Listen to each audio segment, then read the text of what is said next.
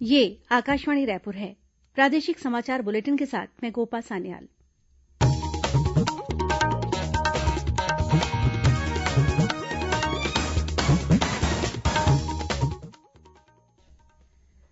और अब पेश आज के मुख्य समाचार। प्रधानमंत्री नरेन्द्र मोदी ने राष्ट्र को one nation one gas grid योजना के द्वारा स्वच्छ ऊर्जा प्रदान करने का आश्वासन दिया।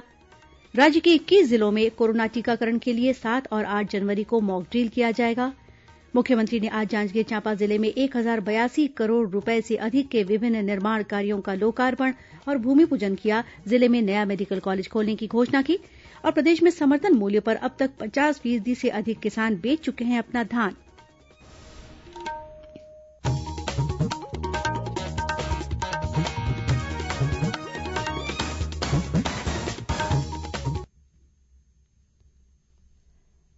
श्रोताओं, कोरोना महामारी के खिलाफ देश एकजुट होकर लड़ रहा है। आप भी हमारे साथ सुरक्षा और बचाव के 3 आसान एहतियाती उपायों का संकल्प लें।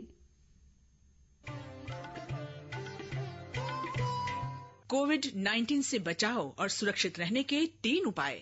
मास्क लगाएं, 2 गज दूरी है जरूरी, सुरक्षित दूरी रखें, हाथ और मुंह साफ रखें।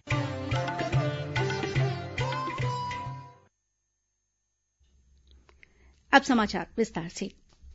प्रधानमंत्री नरेन्द्र मोदी ने एक राष्ट्र एक गैस ग्रिड कार्यक्रम के जरिये देश को स्वच्छ ऊर्जा उपलब्ध कराने का आश्वासन दिया है।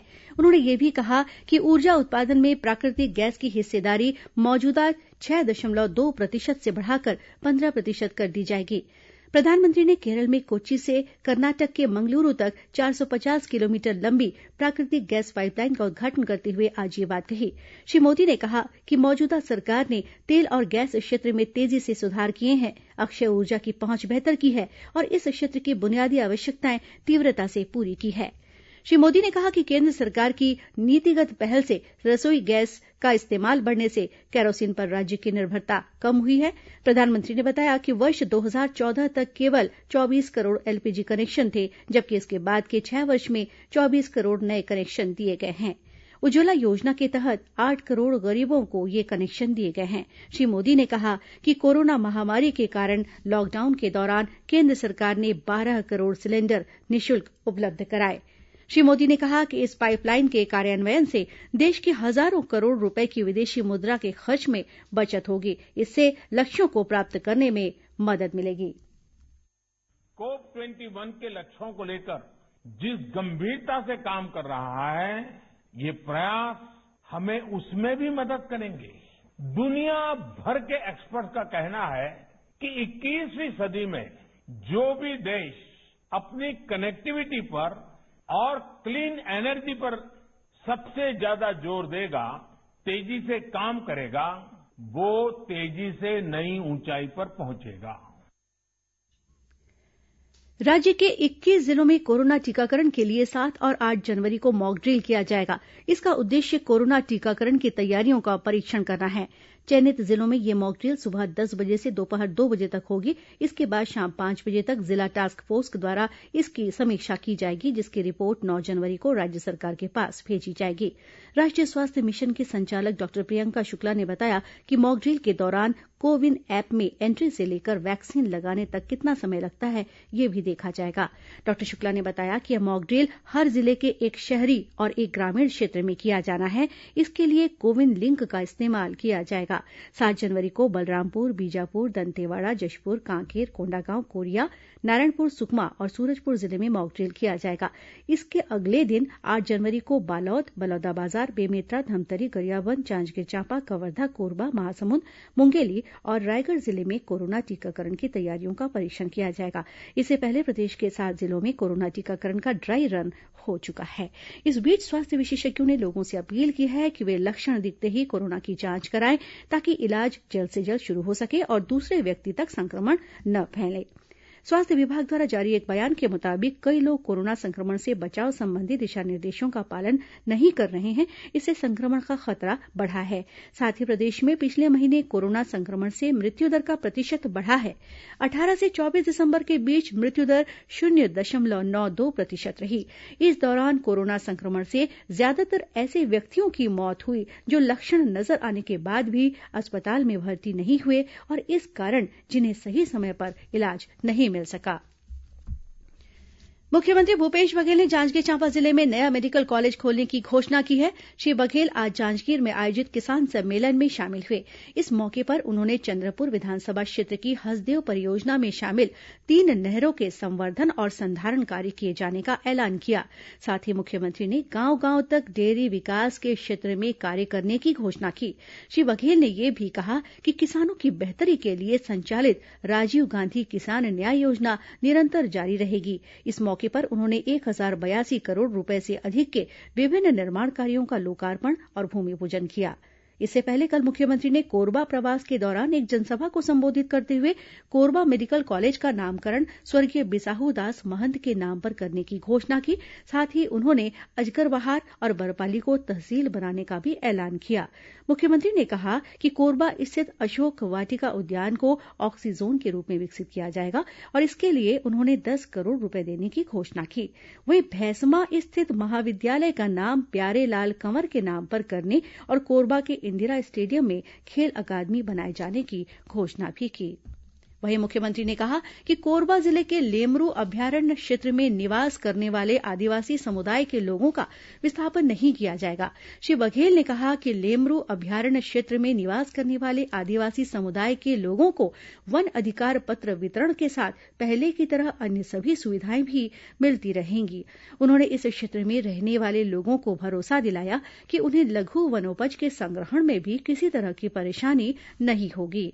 अपने संबोधन में श्री बघेल ने कहा कि केंद्र सरकार द्वारा एफसीआई में चावल जमा करने की अनुमति मिल जाने से अब राज्य में बिना किसी परेशानी के समर्थन मूल्य पर धान खरीदी का कार्य हो सकेगा। मुख्यमंत्री कल गौरेला पेंड्रा मरवाही जिले के दौरे पर रहेंगे। इस दौरान वे लोकार्पण, भूमिपूजन और आमसभा सहित कई अन्य कार्यक्रमों में शामिल होंगे। प्रादेशिक समाचार आप आकाशवाणी रायपुर से सुन रहे हैं। छत्तीसगढ़ की खबरों से है आपका वास्ता और खबरों की विश्वसनीयता से है हमारा वास्ता। आकाशवाणी समाचार रायपुर के प्रादेशिक समाचार बुलेटिन के साथ ही हमारे समसामयिक कार्यक्रम आप रेडियो के अलावा अपने मोबाइल पर भी सुन सकते हैं। आकाशवाणी समाचार फेसबुक, ट्विटर और यूट्यूब पर भी उपलब्ध है। हमारा Facebook page Chhattisgarh news on AIR, Twitter handle CGAIR news और हमारा यूट्यूब चैनल है छत्तीसगढ़ AIR न्यूज। तो अब रेडियो के साथ ही आपके मोबाइल के जरिए भी हम पहुंच रहे हैं आप तक। छत्तीसगढ़ की हर खबर के लिए सुनते रहिए आकाशवाणी समाचार। और अब आगे बढ़ते हैं बाकी के समाचारों की ओर। समर्थन मूल्य पर की जा रही धान खरीदी के तहत बीते 1 महीने में प्रदेश के 50% से अधिक किसान अपना धान बेच चुके हैं। अब तक लगभग 55 लाख मीट्रिक टन धान की खरीदी हो चुकी है। इसके एवज में राज्य के 12 लाख से अधिक किसानों को 9,000 करोड़ रुपए से ज्यादा का भुगतान किया जा चुका है। राज्य सरकार द्वारा अब तक धान खरीदी के लिए 3,03,000 गठान बारदानों की व्यवस्था की गई है। वहीं राज्य सरकार ने केंद्र सरकार से नए जूट बारदाने की 35,000 गठान की अतिरिक्त आपूर्ति करने की मांग की है। इस बीच राजनांदगांव में किसानों ने धान खरीदी केंद्रों में सुचारू रूप से खरीदी कार्य संचालित करने और बारदाने की पर्याप्त उपलब्धता की मांग को लेकर आज प्रदर्शन किया। मिली जानकारी के मुताबिक किसान अपनी मांगों को लेकर एसडीएम कार्यालय जाने की कोशिश कर रहे थे, लेकिन इससे पहले ही पुलिस ने बैरिकेड्स लगाकर इन्हें रोक लिया। बाद में एसडीएम मुकेश रावटे ने किसानों से चर्चा की और उनकी मांगों को जल्द पूरा करने का आश्वासन दिया। इसके अलावा जिले के डोंगरगांव, डोंगरगढ़, खैरागढ़ और मोहला एसडीएम कार्यालय में भी किसानों द्वारा प्रदर्शन किए जाने के समाचार मिले हैं। वहीं महासमुंद जिला कलेक्टर डोमन सिंह ने महासमुंद और बागबाहरा के 3 धान खरीदी केंद्रों का निरीक्षण कर खरीदी व्यवस्था का जायजा लिया। उन्होंने मामा भांजा, चरौदा और खोपली धान खरीदी केंद्र में किसानों से बातचीत कर भुगतान राशि के बारे में जानकारी ली। वहीं जिले में राजस्व और खाद्य विभाग की टीम ने अवैध रूप से धान भंडारण के अलग अलग मामलों पर 3 लोगों के खिलाफ कार्रवाई की है। चिरमकेल, तिलंजनपुर और परेवापली गांव से करीब 120 बोरा धान जब्त किया गया है।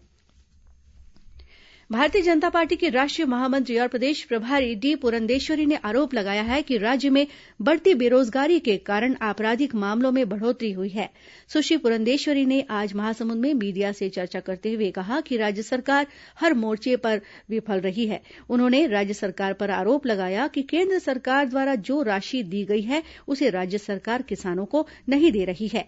उन्होंने ये भी कहा कि राज्य सरकार धान खरीदी के लिए बारदाने की आपूर्ति नहीं कर पा रही है और केंद्र सरकार पर बेवजह आरोप लगा रही है। सुश्री पुरंदेश्वरी ने राज्य सरकार पर वादाखिलाफी का भी आरोप लगाया। उन्होंने कहा कि वे केंद्र सरकार की उपलब्धियों को जन जन तक पहुंचाने के उद्देश्य से छत्तीसगढ़ के दौरे पर पहुंची हैं। पार्टी की राष्ट्रीय महामंत्री ने केंद्र सरकार द्वारा पारित कृषि कानूनों को किसानों के हित में बताया। सुश्री पुरंदेश्वरी ने आज महासमुंद जिला और तुमगांव मंडल के भाजपा पदाधिकारियों की बैठक ली। इस मौके पर भाजपा के प्रदेश अध्यक्ष विष्णुदेव साय, प्रदेश महामंत्री भूपेन्द्र सवन्नी और सांसद चुन्नीलाल साहू के साथ अन्य पदाधिकारी मौजूद थे। वहीं भाजपा के प्रदेश सह प्रभारी नितिन नवीन ने भी आज बेमेतरा प्रवास के दौरान पार्टी पदाधिकारियों की एक बैठक ली। बाद में मीडिया से चर्चा करते हुए उन्होंने राज्य सरकार पर धान खरीदी नहीं करने के लिए बहाने बनाने का आरोप लगाया।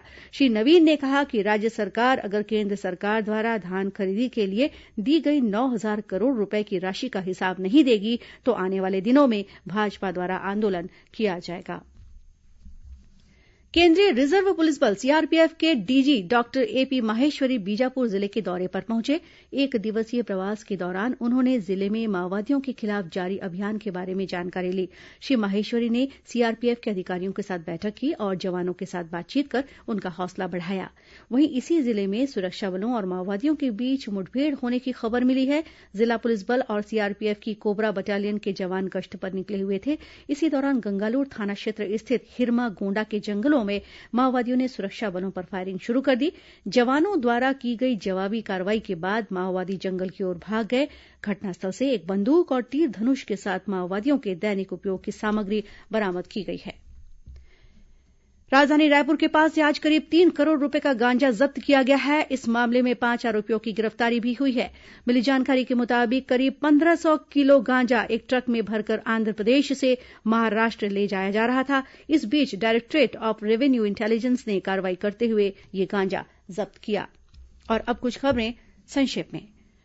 रायपुर नगर निगम के महापौर एजाज ढेबर ने अपने कार्यकाल का 1 वर्ष पूरा होने के उपलक्ष्य में आज मीडिया से चर्चा की। इस दौरान उन्होंने 1 वर्ष में किए गए कार्यों का ब्यौरा दिया, साथ ही प्रस्तावित कार्यों की भी जानकारी दी। छत्तीसगढ़ राज्य महिला आयोग की अध्यक्ष किरणमयी नायक महासमुंद जिले से प्राप्त आवेदनों और प्रकरणों पर 13 जनवरी को सुनवाई करेंगी। ये सुनवाई महासमुंद जिला कार्यालय में सुबह 11 बजे से शुरू होगी। कोरिया जिले की मनेन्द्रगढ़ तहसील में कार्य में लापरवाही बरतने के आरोप में एक महिला पटवारी को निलंबित कर दिया गया है। रेलवे प्रशासन द्वारा यात्रियों की सुविधा के मद्देनजर दुर्ग से नौतनवा के बीच 3 फेरों के लिए साप्ताहिक स्पेशल ट्रेन का परिचालन किया जाएगा। रायपुर रेल मंडल के तहत खुर्सीपार समपार फाटक की मरम्मत के कारण कल रात 10 बजे से 7 जनवरी को रात 10 बजे तक सड़क यातायात बंद रहेगा। नौकरी दिलाने के नाम पर करोड़ों रुपए की ठगी करने के आरोप में बलौदाबाजार पुलिस ने महिला और बाल विकास विभाग के सुपरवाइजर को गिरफ्तार कर लिया है। ये महिला आरोपी पिछले कुछ वर्षों से फरार थी।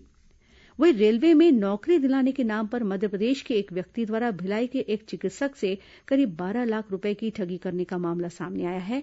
ऊर्जा संरक्षण और ऊर्जा दक्षता विषय पर दुर्ग में आयोजित जिला स्तरीय चित्रकला और स्लोगन स्पर्धा के परिणाम घोषित कर दिए गए हैं। महासमुंद जिले के सोनाखान परिक्षेत्र स्थित नवागांव बांस पौधारोपण क्षेत्र में बिजली का करंट लगाकर बायसन का शिकार करने के मामले में वन विभाग की टीम ने 3 लोगों को गिरफ्तार किया है। कोरिया जिले के मनेन्द्रगढ़ थाना क्षेत्र स्थित चैनपुर के पास बीती देर रात हुए सड़क हादसे में एक युवक की मौत हो गई।